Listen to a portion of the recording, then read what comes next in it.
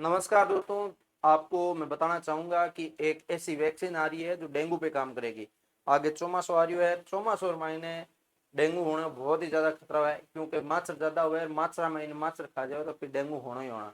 और या फिर बाहर बास में लोग जगह काम करे बाने पूरी तरह व्यवस्था कौन मिले रहने मजदूर लोगों ने, तो बे कहीं ना कहीं एड़ी जगह रहे जब मच्छर ज्यादा हुआ तो मच्छर ज्यादा होने के कारण मच्छर ज्यादा खावे तो बाने डेंगू हो जाए। डेंगू मच्छर को कारण तो ई कारणों एक भारत के अंदर वैक्सीन आने वाली है या आई है, कहीं अपडेट भाव देख लेंगे। और वो वैक्सीन आपको कोरोना जैसे टीका लगाया था उसी टाइप से इसका टीका लगेगा वैक्सीन का, और उससे आपका डेंगू का खतरा है वो खत्म हो जाएगा, डेंगू रोग आपको नहीं होगा। किस उम्र के लोगों को ये डेंगू का वैक्सीन लगेगा, क्या है अपडेट, वो सारी चीजें अपने कवर करने वाले हैं। कितनी उम्र तक लगना लगना है और लगाना चाहिए आपको या नहीं लगाना चाहिए, ये डेंगू की वैक्सीन है, बहुत इंपॉर्टेंट है।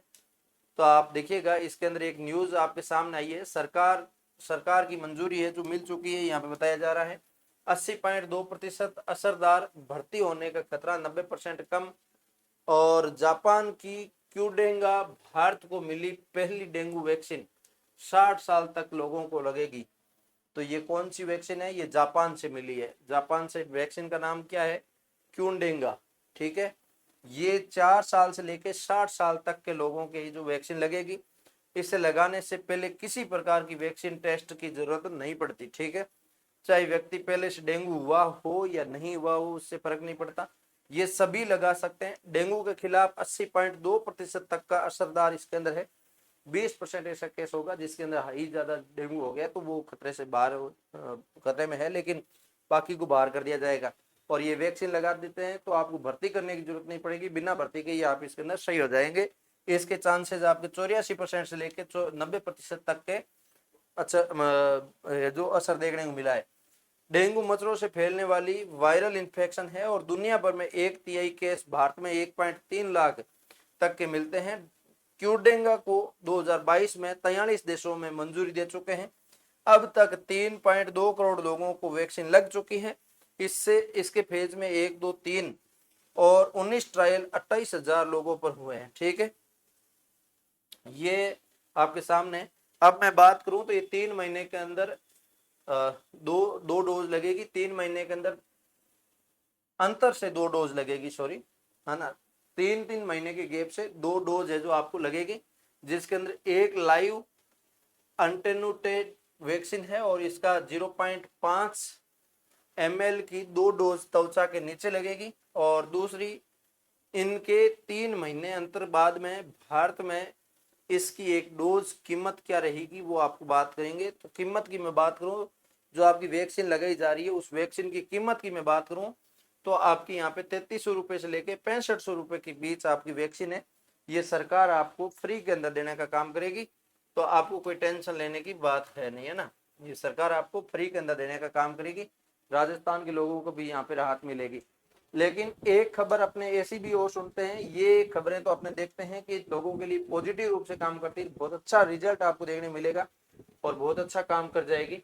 लेकिन कभी कभी अपने ऐसी खबर देख लेते हैं जो मतलब जनता के लिए अच्छी नहीं होती, सरकार अच्छा नहीं कर रही जनता के साथ, क्योंकि कारण आप देख सकते हो प्रदेश में 80 पीएचसी और सीपीसी में बिजली नहीं है, और उसके कारण गर्मी से लाखों की दवा है, वैक्सीन है, वो खराब हो चुकी है, इतने में कनेक्शन हो जाते हैं।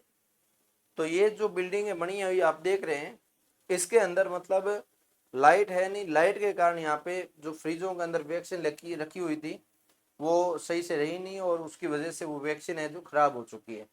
लाखों की वैक्सीन खराब होगी, इस लाखों के रुपए में आप यहाँ के कनेक्शन करवा सकते थे, हाई लेवल की वोल्टेज के साथ करंट वहां पे पहुंचा सकते थे, लेकिन वो नहीं पहुंचा के आपने यहाँ पे नुकसान कर लिया।